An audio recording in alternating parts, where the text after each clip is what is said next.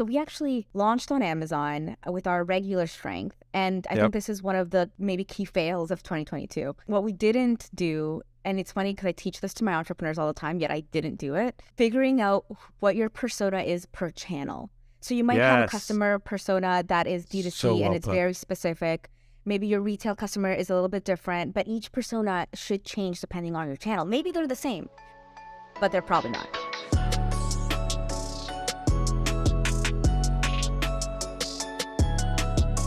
All right, folks, welcome back to another You're Not Your ROAS.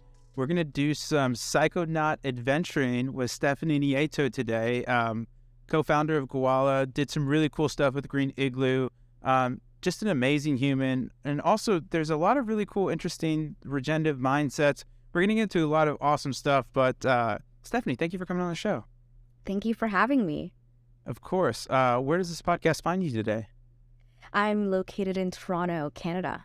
Oh, yeah. Beautiful city. I was actually just out there for, what was it? I think some gorgeous event or something. It's a very pretty city. It's very Chicago-esque. On the water, bunch of high-rises, like very pretty. Great architecture. Yeah. No, I love Toronto. I'm a Toronto fan through and through. I traveled a bunch, but I would never not call this home. Have you lived anywhere else? I have. I'm actually an immigrant to Canada. So I've actually lived in Venezuela, Trinidad and Tobago, the U.S., and here. Oh, really? Where at in Venezuela? Well, I grew up in Puerto Ordaz, but I had family all over, so we traveled a bit. Oh, how fun. That's beautiful. Yeah. That's exciting. How did you get into entrepreneurship? That's a great question. So actually, both my parents are engineers, and both my brother and I are entrepreneurs. And so they definitely instilled the tinkering with things, solving problems at an early age. But I think the entrepreneurship thing comes from just being an immigrant, trying to make it, trying to just create your own value and adding it into the world. Yeah, I love that. I think there's a certain aspect of, I'm not an immigrant, but my dad, my mom was American, but she lived on a border town, and my dad's from Algeria. And there's just a certain, there's a UFC, I'm a big UFC fan, and there was kind of like this UFC meme for a while with that immigrant mentality where there's just something about that work ethic that gets instilled in you, and you see kind of how hard your parents work and how hard you need to work and stuff like that. So I love that vibe. Kind of building off of that vibe, you did something really cool called Green Igloo, correct? Yeah. Can you tell me a little bit about that? Yeah, for sure. So I guess part of my story is the whole entrepreneurship thing. I kind of fell into it with social ventures first. So I did some work in Kenya doing microloans and beekeeping. Then I did some water work in India, which expanded to Egypt. And then I was kind of just looking at all of our international projects at the time, and I was just surprised that we didn't have any big flagship Canadian projects. And that's not to say that Canada doesn't have problems. We absolutely do. And so at the time, I was just really curious as to what are Canada's biggest problems that people aren't talking about and actively being worked on. And what I found was food sovereignty and food security. And so I kind of just dove into it. I started my first company, Green Igloo, focused on building greenhouses in the Arctic and other really hard to reach areas across Canada to help with food sovereignty locally. So a lot of these actually, they look like this. Oh, how cool. Yeah, it's funny because they were hiding all my Ferrero Rocher on the side.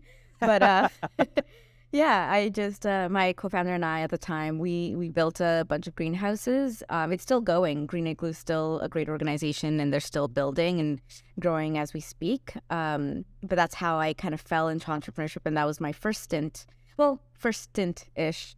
Into my own project. How fun. That's really amazing.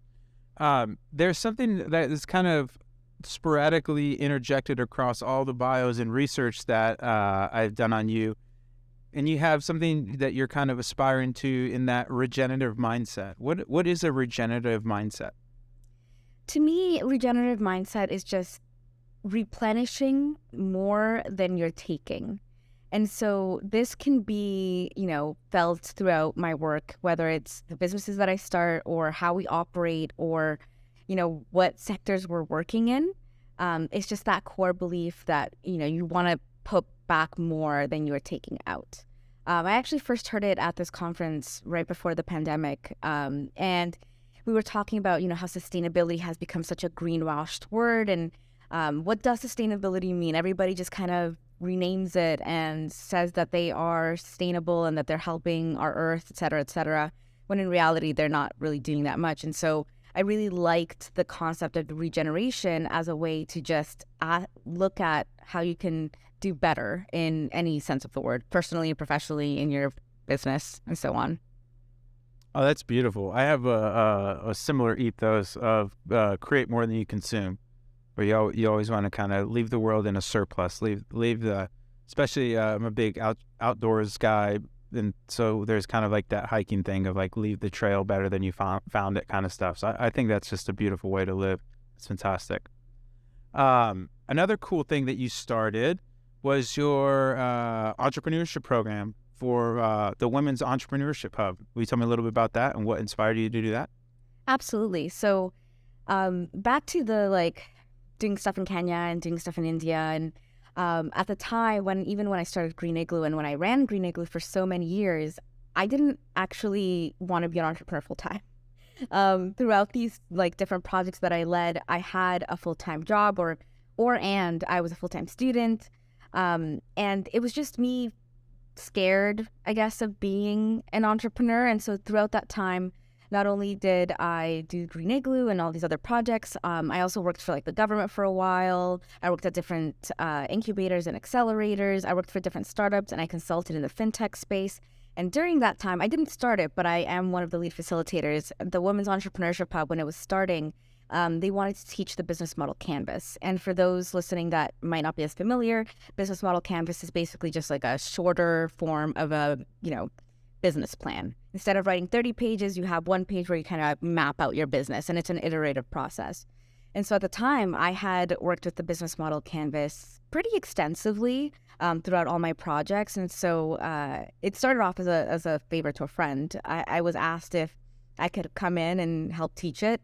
And I was like, why not? Let's do it. And that turned into, I think it's been 6 or 8 years, somewhere between there, of me teaching this program. And it grew from a 1-hour, 1-session class to a 5-week program that we work with women experiencing low-income phases, newcomers to Canada, and often at-risk youth. Wow, that's beautiful. Look at you, just changing the world. So with all this stuff going on, how do you stay so focused to keep kind of pushing forward what you want to be working on? Is there any frameworks or anything that you could highlight for our listeners in terms of being able to just really keep that laser focus to make you able and open you up to do all these really cool initiatives? Yeah, I mean, I really try to stick away from mission drift. I try to choose 1 or 2 projects that I'm constantly working on and, setting goals to achieve with. That's not to say in my earlier entrepreneur years, I definitely had, it was so hard for me to say no to cool projects. Yeah. It's still relatively hard for me to say no, but I do try to stick to a work-life balance that feels comfortable for me and, my household. For example, I don't work past, 6 or 7 p.m. on most days. I will almost never work on a weekend. And so that's amazing. Limiting myself to those specific buckets of time, it's well, realistically, I can't take on more things, right? So that's one aspect of trying to say no. And then the other part is actually figuring out what your passion is, right? So while I was with Green Igloo, I became Green Igloo. I didn't really have an identity outside of my work. And I was known as that Arctic greenhouse girl, and that's how I thought of myself. And so once the pandemic hit and I realized, this project I started when I was 18 isn't really who I am anymore. And I had to ask myself that scary question, what do you like to do? What are your hobbies? What are you into? What are you passionate about? And it was really hard realizing that I had no clue. I had absolutely no idea. And while talking to friends and family, trying to figure out, what's my next thing? What am I really into? A lot of them were like, well, you love drugs. in a non, problematic manner. I really had a passion for exploring drugs as a hobby. I loved learning about them, taking them, and helping friends figure out what they're into, or creating different cocktails of different types of, things to take that would have a really good trip for them. And that was just like a personal passion of mine. I, never wanted to charge anybody for it. I just loved doing it. And so when I was kind of reflecting on that, on a shroom trip, funny enough, it just kind of dawned on me. I'm like, wow, why don't I take that passion and make it into a career? And so that, of course, the next question comes, how do you create a career in drugs without being, some underground dealer? Not to say that underground dealers aren't, great, but I didn't want to be one. And so I really focused on reaching out to my network and figuring out, like, people in cannabis. They probably know people in other psychedelics and other categories in the space. And I just started talking to people. And while talking to people, I realized that a lot of the sector looked at psychedelics with, like, money signs in their eyes, which I understand. Like, people do think of it as a gold rush. But that's not why I love psychedelics. And I mean, I spent the last 8 years building greenhouses in the Arctic. I wasn't rich by any means. And so I really wanted to figure out a way, how do you do psychedelics legally while also giving back to the community and making it more accessible? And that was kind of my own personal mission. And it wasn't until I met my co-founder, Pete, that we really aligned and figured out, okay, how do we bring accessible psychedelics to people? It's not legal yet, so can we create a formula that, can kind of bring the same benefits? That's where our third co-founder, Daniel, comes in, and he's our, mad scientist, and he created the Mojo formula that we now have today. Wow, that is such a crazy, no pun intended, trip. That's so interesting. So I know you said you were on a little bit of a psilocybin fueled journey, but for people that maybe might have some, predispositions to using some psychedelics in a certain way, is there any other way? Because candidly, like, I struggle with this a little bit as well, where I've always been this really, like, high performer, always wanting to do this, always wanting to do that. And I've been at Triple Whale now 1.5 years, and there's just nothing. I mean, I'm speaking to the choir here, but there's nothing like a early stage startup to really disjoint your life, because there's just always more. There's growth. There's all these things, and I know a few friends too, where not only does your identity get tied up, you kind of lose. It's just work or sleep, and you lose that kind of, like, what makes me happy, or how do I turn off, or if I didn't do this, what was the other things? Is there any other outside of taking the Mojo? Maybe I just need to take a bunch of Mojos and Gwellas. Just saying. But is there any other, when you were, in that frame of mind, was there, like, any mantras or anything that helped you kind of find the light that you ended up doing with your mushroom company? Yeah, I mean, again, boundary setting, definitely up there. Time boxing is something that I use all the time. I would say a lot of it is also being really mindful of what you're doing and spending your time on. For me, as an operations person, somebody who, just likes to kind of have a hand in everything, learning delegation, an appropriate delegation, it was a really important skill to hone, I guess. And I mean, a lot of these things that I kind of learned on how to function within a startup and not losing myself within it, I learned through things like mentorship programs, accelerators, incubators. And yeah, I mean, again, boundary setting, time boxing, and not giving into the FOMO, sometimes, and I experience this all the time when there's, like, an amazing conference that you really want to go to, or there's this, like, you can expand your business into a new geographical area and tackle this new big juicy problem, aka new customer segment, or there's all these like shiny things that are always around you, but having those, being really strict with yourself, with your boundaries, with your time boxing, with your goal setting, is something that has really helped me, and that I do teach all my entrepreneurs. Like, as an entrepreneur, you're always going to have the next shiny thing in front of you. But if you consistently chase the new shiny thing, you'll never actually build something that is, worth looking back on. That's so well put. I need to do better about my boundary stuff, because that's the like, personally, I know when I'm not in the best place is when like I'm using like my leisure time to do like the menial tasks of like my day job, right? Of like, Yeah. oh man, I never do like, I suck at email. Unless you like Slack me or text me or WhatsApp me, like probably not going to get a response back, maybe, but it'll be like so late that the reason you emailed me is probably past anyways. But I'm using like my weekends and my leisure time just to go and do this, like busy work task, if you will. So I think that boundary is just because the other thing that I think boundaries do is, and you kind of alluded to this, but they give you the real perspective, and also time blocking. I'm a big time blocker as well, because I had this real proclivity to have this just like chaotic list and be like, of course I'm going to get that done. And then you start to slot it in over your actual days and hours, and you're like, that's not going to take me 5 minutes. Like, there's no way I'm getting all this stuff done. So it's almost like a forcing function to give you prioritization and understand like, hey, I only have X amount of hours in the day. I am interested to see do you have any like systems in terms of goal setting? Yeah, well, okay, so just a few in terms of like platforms and stuff that I use for all of this. One, workflowy in terms of like my to-do list. There's such a satisfaction of clicking complete through their UX. Same. Love that. Notion, I create a weekly priority list basically, and things that are like, I'm going to start, that are in progress or that are blocked, and it will annoy me till the ends of the earth knowing that things are blocked, right? So eventually like they move over, but I do it every single Friday. So it really helps with I guess that's my goal setting thing of the week.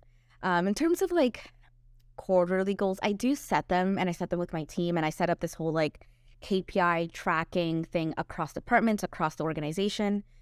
With that said, I personally because in a startup world, like all your KPIs are constantly shifting. Then goalpost becomes higher or lower, and like there's just so many changing things. So I find quarterly goals aren't as, I guess, helpful as they could be. Versus now we're actually switching in 2023 to monthly audits on very specific goals that we are keen on improving upon. So that's how that's changing. But that's not personal, that's like team-wide. Yep.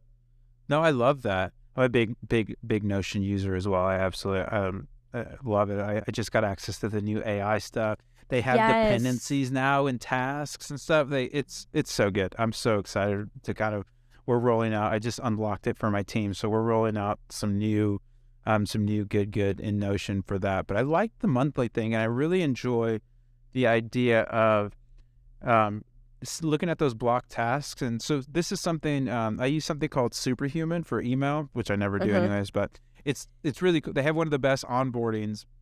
But one of the things that they do in there, I think, can be so helpful, and I'm actually going to do it now because it's just natural. It's at the end of the year.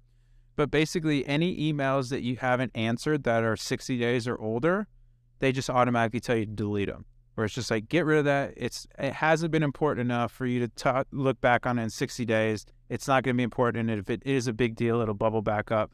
And so that's why I really like that kind of blocked philosophy, because what we're going to start doing here on my team is essentially kind of those similar swim lanes, like in that Kanban board style. And then if something is just perpetually blocked, like, let's just nuke it and let's just punt it. And like there's no, I just find that like sometimes you can get like paralysis analysis, and you have these like all these little paper cuts that then like block that like primal river of energy, where you're just like, oh, I got to do this thing and that thing and this thing. And then there's just, it's the Bjorn's donkey kind of thing, where you have a horse that is both starving and dying of thirst, and then there is water on one side and food on the other, and it's equidistant in between, and it just dies because it doesn't know should it go get water first or should it go get the hay first. And so I really love that idea. That's a really cool, and I love the cadence as well. I'm going to steal all this. This is good. This is perfect timing for this podcast. Thank you for that. It's amazing. You're very welcome. Okay, one last question, and then we'll get into the value add and start talking about how you really formalized your psychedelic journey and learnings, and how you were able to Put that in the company's branding is beautiful, by the way. It's very, very Thank you gorgeous. so much. The site's a ton of fun, and the content's really crazy too. It's very, very cool, very interesting stuff. But before we get into that, last question: what's the nicest thing someone has done for you? Oh wow. Definitely like the first thing that comes to mind is either my partner or our customers. One of the two.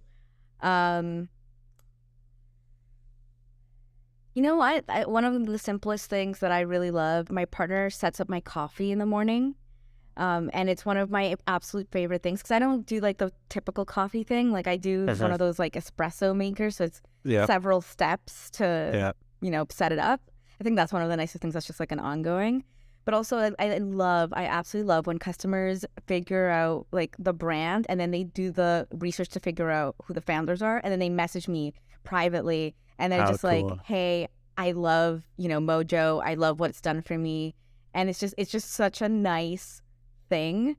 I would say those two come to mind first. I love that. That's beautiful. Okay, let's get in the value add segment. This is why the people bought the ticket. Why'd you start and co-found Gwella? Or how do I pronounce it? Gwella. Okay, I got it. And so tell me, why did you start it? We kind of had a little bit of the backstory, and then why is it called that? What's the name genesis? Yeah, so I mean, in terms of why we started it, it was really to bring accessible psychedelics. That, like, how could we do that before legalization? And that's not to say, like, eventually we'd love to have a psychedelic line. Like, that's, again, we all love mushrooms and all other psychedelics. But before that happens, how could we bring it to people and give the same benefits? So that was really the origin of it. Gwella itself is Welsh, and it means to better oneself, to better everything. And when we first started Gwella, you might have seen on like old podcasts, we had this motto, which it took like a second for people to understand, so that's why we got rid of it. But or we put it under like in Notion somewhere as our genesis. But the whole thing was we wanted to improve people's life +6. So we didn't want to like +100, +10, +15 improve people's lives. We weren't a clinician. We weren't a medical company. But we also weren't necessarily a like recreational psychedelic company. Like we were all just about improving yourself, improving the well, all about mindfulness and wellness. And so, I mean, that's the origin of the name and why we chose Gwella. How did you land on a Welsh name? Or were you guys just looking through dictionaries, like a lot of internet searches in the right mind frame, or like a Welsh name? That's kind of odd. Yeah, it was a lot of Googling and like we knew what we wanted to be. It was just what's a name that isn't taken and is still available on things like Instagram, Yep. 100%. And so we just looked up different translations, different meanings, and tried to narrow it down that way until Gwella just sounded it rolled off the tongue, Yeah, no, it's great. And it has, aesthetically, it's very pleasing. Who found it? Was it you or one of the other two co-founders? It was Pete. Yeah. It was Pete. Shout out, Pete. Well done, Shout out to Pete. Well done. Speaking of your co-founders, how did you guys connect? That's a great question. So Pete and Daniel met on a psychedelic forum online. Oh my God, that's amazing.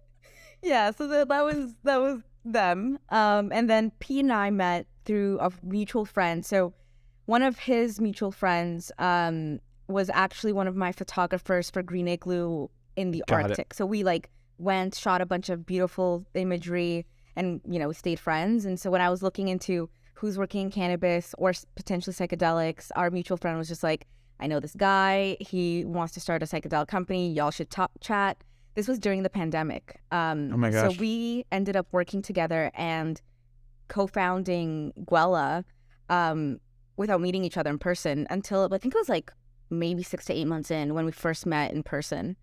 So that's how we met. How cool. Yeah, isn't it wild?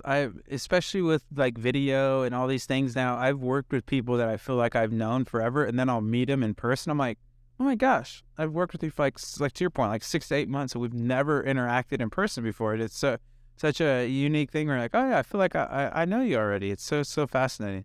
How fun. It's such a It's I so love weird. that. You It's can't so even pick random. up I love like it. you have to learn somebody's mannerisms, how they really feel about things, how they are Yes. thinking. Typically, when you're in an office or something, like you can pick up when somebody's like upset about something, or when they're really Yes. joyful, or you pick up on these small little things. But when you're just working via like Zoom, essentially, you kind of have to figure it out. And Yes. yeah, it was really interesting. I had never done it, obviously, like pandemic. Obviously, a lot of people learned how to do that. But it was very peculiar. Yeah, it's so interesting. Are they both in Toronto with you or no? No, Pete's in Toronto, and Danielle is in the U.S. Oh, cool. Yeah. Amazing. But you guys ship to states in Canada, correct? We mostly operate in the U.S. right now. We are Just entering states. Canada Okay. literally any day now, officially Amazing. anyway. Yeah. And we actually went international in October, so now we ship internationally. Oh, wow. How cool. That's so interesting. Wow, that's incredible. Are they also psychonauts as well? So like mushies, or have they done any like the Aya or any of those kind of like more intense like plant medicines? I would say so. I think we're all into psychedelics, and we've all had Yeah. our own journeys on with different types. I Yeah. won't out their journeys, but Yeah. um, Fair play. yeah, we're all big into the space. Yeah, that's amazing. And I really like the delineation that you have, that it's not necessarily like super hardcore. Like obviously you'd want to get there and possibly run retreats and stuff like that once some of the legalities kind of clear up, but it's not like this super hardcore medicinal like MDMA blowout where you're going to fix everything, but it's also not like let's just smash some mushies and go walk through the park. Like this is this kind of +6 of like let's improve what we already have here in a nice meaningful way. I think that's a really cool way to put that. I really like that a lot. Yeah, and to be fair, I mean, I think if somebody wants to crush some mushies and go through a walk in the park, have a forest bath, that can Yeah. totally improve your own wellness Totes. in a variety of ways. What we, I guess, aren't as much into is like, at one time I was at a club and I saw some people taking mushrooms in the bathroom, and I was just so That flabbergasted. ain't I was it, like, man. That ain't yeah, it. I'm like, how do you like? There's so many different things you could take in the bathroom. Yeah, Like, exactly. why mushrooms? But it similarly, yeah, like we're not clinicians, we're not doctors, we're not here Yep. to solve your biggest problems and issues. Although we have gotten a lot of reviews of people utilizing Mojo for things like their mental health, which Yep. I love hearing about, and I really appreciate when they share those stories with us. But for us, it's again like that betterment of the day-to-day wellness versus Mhm. one aspect or the other, like one big delineation between them. Yeah, I think that's amazing. I really, really think that's super cool. What would you guys credit? Like, you guys are doing really well right now. What would you credit the success to? I mean, one, people's recent obsession with mushrooms. Yeah, that's fair. It's the resurgence of mushrooms and what they can do for you in so Mhm. many different ways. And I think the pandemic really spurred that. You can travel abroad, so you travel within, like people Ooh, who that's a really good started. line. That's a good line. Yeah, I think that's really what launched mushrooms again into popularity. But I think in terms of Mojo specifically, unlike other products where there's two big differences. They're typically powders or tinctures where you have to add it into your coffee or into your water, and you have to just like update your routine. I think that's one aspect that makes us different. We really wanted to create a convenient, like grab and go type of product that was also tasty. Yep. Personally, again, like I don't like when people mess with my coffee, so Yeah. I didn't want something that would change an existing routine that people love. So the gummy, and then other people, like most other products kind of in the same space, they tend to have like their energy blend, their focus blend, their mood blend. And my natural path already makes me take enough different types of supplements. I didn't want to have to have a variety of different things that I also have to add in just to get these very simple but really beneficial benefits. And so the formula itself, I think, is important to know, is about a decade old. Originally, our Daniel, our mad scientist, he had created this formula as a way to get through finals when he was in university. And so it was more of like a natural Adderall type of formula. And so when we all met, we came together to make it more of a microdose, adding in the energy, the energy and the mood, not just the pure focus. So yeah, I mean, in terms of like what's driven that success, I think it's the really unique formula. The fact that we were able to add in all those different benefits that typically would taste pretty horrendous into a tasty gummy. That is super cool. Yeah, that's really neat. That's really neat where it's like that baby microdose, but you're getting all those different vectors. And then I'm with you as well. When you have like the 78 different things of like, do I need the fitness thing? Do I need the energy thing? Do I need the focus thing? It gets a little overwhelming. So I really like the idea of kind of combining into this winner take all formula. That's really cool. Yeah. Tell me some of the best parts and tell me some of the most challenging parts about being the CEO of Gwella. Well, I'm COO, but COO, yeah, excuse me. No worries. I would say one of the hardest parts, figuring out what you can and can't say with a product that like is leaning into, you know, the maybe an illicit space, psychedelics and microdosing. And even though we're completely legal, like all of our ingredients are completely legal, we still, a lot of the time we're playing that game of, oh man, we got shadow banned because maybe it was this word that did it, or maybe it was this imagery that did it. And the most social platforms won't directly tell you like what you've done wrong. And so you're just playing this really awful game of what will work and what won't. And then sometimes when you absolutely go viral and you don't know why. Like you have no idea what caused it. Like we went viral in Australia a few months back, and to this day, like our team has no idea what it was.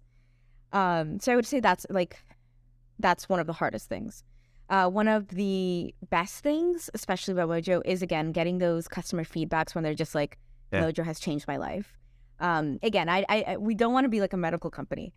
Right. With that said, when I get one of those comments where it's like, I am able to do more in my day, I feel more confident, I feel more productive. My kids aren't driving me insane because I was able to actually, do everything that I needed to do. I had more patience while I was doing it. I had no crash. All these things are just like, they're part of the reason I get up in the morning. Just being able to change people's lives on a day-to-day basis is just such a beautiful thing. Oh, man, I couldn't agree with you more. And for people that are out there using it or using AAA or whatever, you can absolutely make an entrepreneur's day with just and not like an insincere review, but like something that happens because there's so many challenges and that you have to cross, and you can get so beat down, and it's like that one little light, and then you're like, I'm back again. There is meaning to this. This is so helpful. So I think that's just a beautiful, beautiful way to think about that. In terms of acquisition, you guys are still D2C only, correct? No, we're in about 50-ish stores, and we're hoping to grow that in 2023. Yeah. Oh, amazing. Any Amazon interest or strictly retail? Also on Amazon. Oh, you are at Amazon too? Oh my gosh. Look at this Omnichannel stuff. So as like you being the operations person, what was kind of the order of operations, if you will, in terms of how you brought on these different marketplaces? And then all things being equal, do you want to move to a strictly do you prefer retail over D2C? Do you want to keep this omni-channel approach? Where's your head out there? Yeah, so we started direct to consumer. That was like our bread and butter. We hadn't planned on retail. And I think probably in our minds at some point, we thought Amazon too as an extension of D2C, but retail definitely wasn't there. We launched direct to consumer. Sales exceeded what we expected by I think it was 56% within the first 2 months. Wow. And then all of a sudden the retailer started reaching out organically, just asking hey, saw your ad, or somebody came in and asked for it. Where's your wholesale pricing? And I had nothing.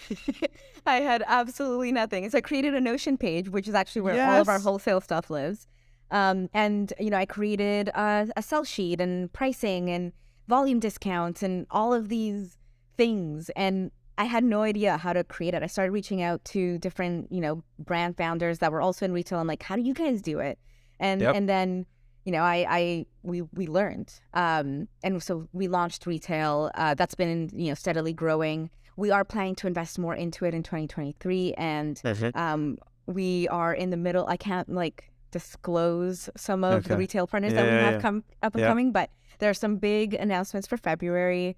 So that's really exciting. And then Amazon. So we actually launched on Amazon with our regular strength. And I think this is one of the maybe key fails of 2022.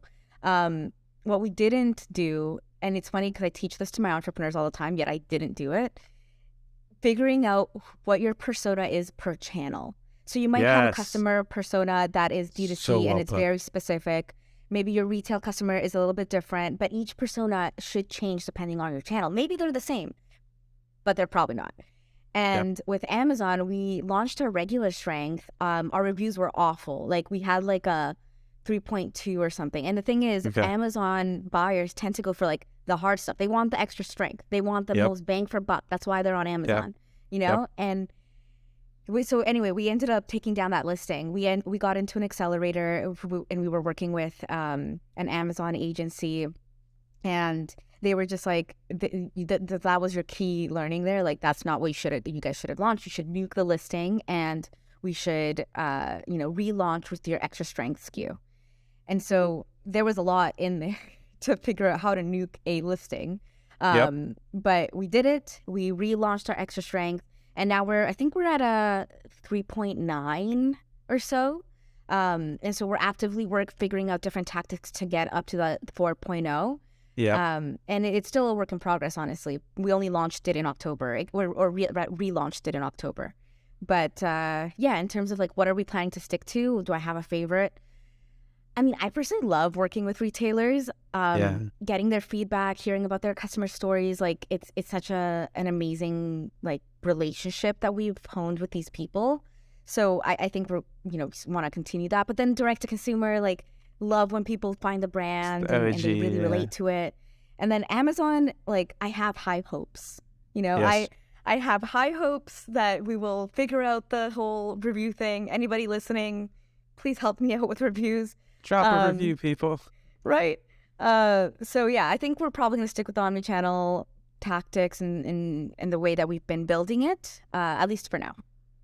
Yeah, I think that's super smart. And I really just absolutely love your point of there's definitely product market fit, but then there's product channel fit of not only the messaging, but how, to your point, maybe different SKUs. I used to run an agency, and he was actually really big. It was beard care stuff, and he was really big on Amazon. And then his Shopify store was actually maybe a fifth as big, not huge, but not small. But his Amazon was actually massive. But he only had certain SKU sets on there, and so I totally, knowing that can be so helpful to understand what the job to be done is. Why are people here? And it could, to your point, it could be the same, but a lot of times it's going to be in specific Amazon, it's such a unique acquisition channel that you really want to make sure that, and it's fairly not unrewarding. What's the word I'm looking for? Unforgiving. Where it's if you zig or zag in the wrong place, if you go out of stock at all, they cut your listing. There's some pretty egregious requests for them to play in the Amazon garden, and it's so worth it that everybody does it, but man, I have some friends that have some absolute Amazon horror stories, but they're still on there, and it's a really healthy channel for them. But you definitely, it's not all roses and fun psychedelic trips. There's a lot of work that goes into them. There's so much work, and you're so completely right. It's so unforgiving, and it's in the smallest ways that you don't expect too. Yep. For example, I recently got locked out of our entire account, and they unlisted us because I updated our deposit info. It's amazing, right? Oh my gosh. And I was just what? I thought we were being hacked. I was what has gone wrong? It is so unforgiving, and you really have to just figure out what works best on it. I've had friends had crazy reviews where there was a person that was very obviously a competitor, and then because there's bad reviews, and there's reviews that are you can almost tell they're like plants. And so like Yeah. somebody said that it was like a lotion. Somebody said like the lotion had broken them out in hives and stuff like that. So they totally delisted their product. They had to talk to Amazon. It was off for like, it can be a cruel mistress, Amazon can be, for sure. Yeah. How do you see kind of the next 2 to 3 years unfolding for e-commerce? Like not only for you guys, but just in general? Because I not to cut you off, but they're like, the more and more I talk to D2C founders, it's almost like D2C is the beachhead. And then the more you can get into this omnichannel, whether it be Amazon, whether it be retail, whether it be these other things, like that's when you really start to see that step change in the business where if you just stay strictly D2C, you start to bump up against some ceilings in terms of like whether it be shipping and pick and pack or things of that nature that just start to really eat in your margin versus like shipping to Whole Foods or something that's already carrying your product and you just ship them a bunch of freight and it's like, all right, cool. Like I'm done and I'm absolved of this product. Like, I don't have these little pick and pack fees that are just going to like paper cut me to death. And even though the volume looks great, when you get to the actual meaningful numbers of either gross margin, operating, or net, you're like, man, where'd all my money go? So how do you see D2C unfolding or e-commerce in specific? Yeah, so I mean, I think it depends on what type of brand you are. You're a luxury brand, you're an affordable brand. And the reason I say that is because I think for the luxury space, a lot of people, especially like post-pandemic, I've noticed customers wanting to go in store to either test the product, to feel it, to check out, just to like a tangible look to it. But that tends to be more in the luxury space. Yep. That's not to say that people, won't go to Walmart or something to like pick up their favorite products. But I find that people that have more disposable income want to go to a store and check it out. And also the whole like supporting local, even if your brand is international, like it's in a local store, that tends to be something that, customers are looking towards. And other customers are just so budget conscious right now, within the next 2 to 3 years, that will probably bounce back, but they're looking for value in their products and there's so much competition. Like e-commerce has just exploded over the pandemic, especially as people lost their jobs. They started creating their own businesses and mostly selling online because selling in brick and mortar is that much harder. It becomes like you really need to understand your value proposition and the like value per product, per gummy, like what are you offering? So I think the affordability aspect is something that companies are really going to hone in on, and part of that is figuring out their shipping and logistics. Death by a thousand paper cuts. I love that saying, and it definitely happens with shipping and logistics. Customers in the age of Amazon, nobody wants to wait 3 weeks for their products. People get pissed off. They leave you really not negative reviews, and they don't come back, and then they talk badly about you on Reddit. And so companies that figure out their shipping or logistics, I think, are the ones that are going to win. And I think that's how e-commerce is going to change. People are really going to focus on providing a smoother and faster shipping experience. And I think part of that, I've started noticing e-commerce brands, instead of like you go to their website, but when you press buy, it goes to Amazon. Yeah. Right. And I think that's going to become more prevalent because, I mean, Amazon can get your stuff there within a day, 2 days, and you just have to ship them your product. And they have their own SKU system, so you don't even have to get a UPC, right? Like, I think there's going to be a shift towards that if you're aiming for affordability and, like, the quickness of your shipping, as long as you're not vertically integrated, or people may shift to vertically integration. That way they can handle the entire chain. Now, on the other side for e-commerce, I think that people, like you said, yes, they're going to start into the independent stores just to start getting their name out there. But I think they're going to try to get those bigger whales. They're trying to get the Walmarts, the Targets, the Whole Foods, all of those type of bigger places where you have 3 accounts, you put in a few orders every quarter, and you're set, right? Yeah, the year's made. Exactly. But similarly, I think those programs, or rather those stores and chains are going to come out with programs where they, like Target's incubator accelerator program, where they're going to start to build out their brands that are small but have a lot of value and have some good promising metrics to just kind of funnel them into their stores. Yep. which I think is like really going to build out within the next 2 to 3 years. It's a really good prediction. I really love that prediction. And I think Shopify saw this issue. They buy Deliver, or I can't remember. I think it was their biggest acquisition, Deliver or something, some sort of logistics company. And they paid a whole bunch of money for, because I think that is the missing link. And I think you're spot on where these next couple years, entrepreneurship is going to take a not backseat, but there's going to be a co-pilot of operations / inventory management next to them to make sure that they can provide these fulfillment services, not only at the same rate, but also the cost structures there, because there's just so much that goes into it. And the more and more I talk to people, the more and more I realize how much I missed the actual cost structures that come with D2C. And the challenge is you don't really get too much like economies of scale or breaks as you get bigger, like, because you have more inventory. If you don't move that inventory, you're still paying for the warehousing where they're housing your inventory. Like, they're just because you ship out X or Y or Z rates, like you're usually not big enough to command some sort of rate shift, so you're just paying more money at the same rates that somebody that's sending 100 packages is paying. And so there's just like this really almost like no man's land of operations and logistics for a lot of D2C companies, especially when you get to like 1 million and then you get to 10 million, and there's like, you don't have enough power to like, you're not a price setter, you're still a price taker, but then that price taking is at a volume that becomes meaningful, where it's like, man, if I could shave off 2 or 3 points here, this is like, this is a whole different business. And so I think it's a really, really good answer. I love that one. Thank you. I also think that I'm wondering, like, since so many consumers are focused on, buying locally or buying nationally, right? Like Etsy, searching by the country that you're in.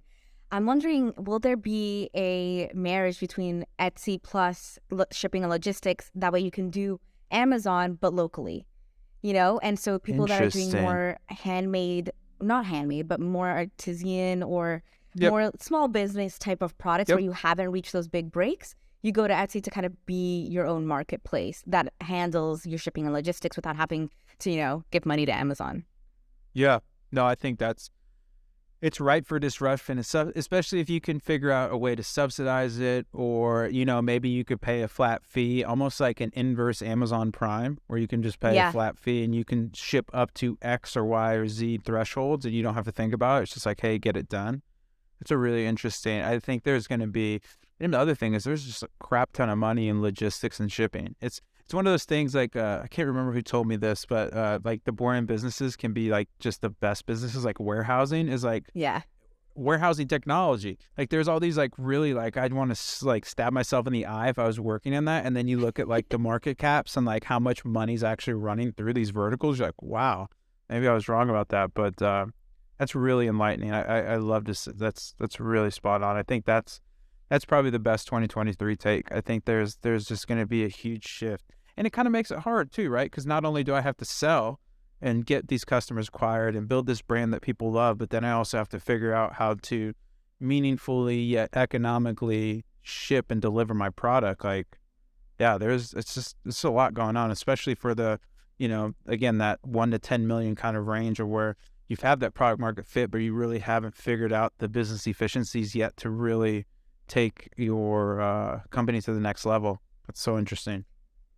Yeah, we're constantly learning in that space. We are vertically integrated, so we do manage our chain. But even within that, like, it's just so many learnings on when to order stuff, when not to order stuff, how to package things, how long to let things cure. Like, there's just so many details in there that as a young brand, we're still very much figuring out.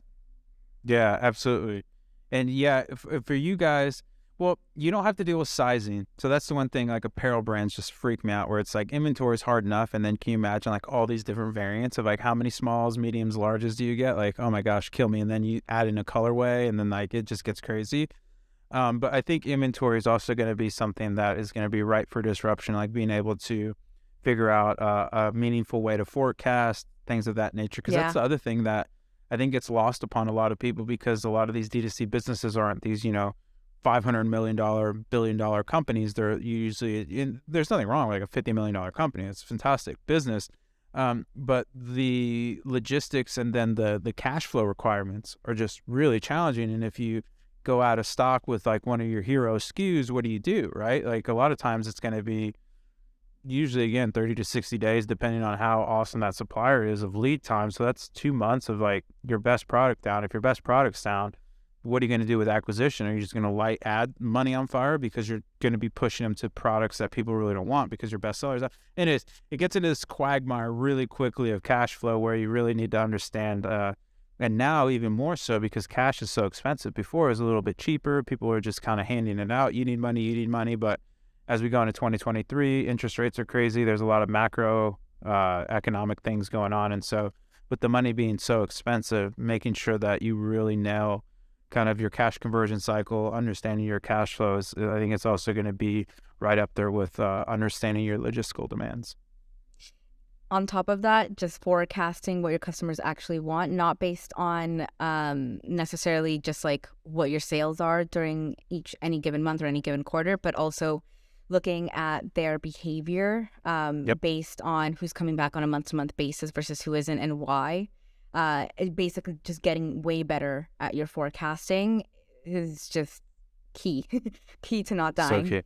So key. Yeah, I mean, that's what the number one reason startups die is because they run out of cash, and it's a really good way to not run out of cash, just have some really accurate forecasting. Oh my gosh. All right, you ready? You made it to the rapid fire. All right, let's go. Okay. TikTok, overrated, underrated? Underrated. Oh, okay. YouTube, overrated, underrated? Overrated. Oh, interesting. Toronto, overrated, underrated? Underrated by far. Really? Okay, I like it. Volunteering. I know you have a lot of volunteering in your background. Volunteering, overrated, underrated? Overrated. Oh, I never would have thought that one through for a loop. Okay, amazing. Psychedelic therapy, overrated, underrated? That's a hard one. This was a fence sitter. Oh my gosh, amazing. Yeah, that's definitely a fence sitter for me. I want to say overrated. I'm gonna say overrated. Oh wow, Stefany. That was hard though. Not shying away from the controversy. I like it. So you guys are kind of distributed. We're in a hub model as well, but team culture, overrated, underrated? Oh man, underrated. It's the most important. It's like the most important thing. I couldn't this is my first job as like an actual leader. I used to just be basically like an IC, and I was always like, what did team bonding bullshit, like whatever, like just crush. So far off. Like the team needs to be rowing in the right direction. People need purpose. People need social connection. People need understanding. People need to see leadership from the front. Like, yeah, I couldn't agree with you more. Team culture is something that if you asked older Rob, I'd be like, that's just a bunch of business MBA speak, but it's really important. I agree with you. Remote work, overrated or underrated? Underrated. Oh, okay. I like it. If you could give the Mojos to anybody, you could collab with anyone, who would it be? Okay, for the first person that came to mind was Obama. Oh my God. That would be a dream. That's amazing. But close second or tied for first, Miley Cyrus. Interesting. Those are two very, very not dichotomous, but definitely different areas of the spectrum. That's amazing. I love it. I forgot I skipped this overrated, underrated, so we're gonna go back to one. Microdosing, overrated, underrated?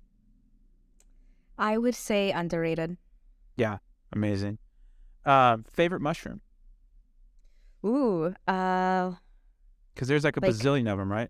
I was gonna say I'm like psychedelic or otherwise. Okay, psychedelic. Oh, like a penis envy or something like that, like a crazy one, or like. Okay, yeah. I guess anyone. This is your rapid fire, so you can choose whatever.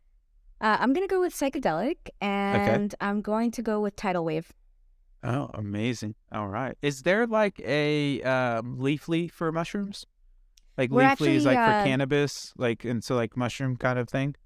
We're creating one on Gwella. So if you go to gwellamushrooms.com, brilliant. We're creating a wiki for different types of psychedelic mushrooms. That is so brilliant. I love that idea. That's fantastic.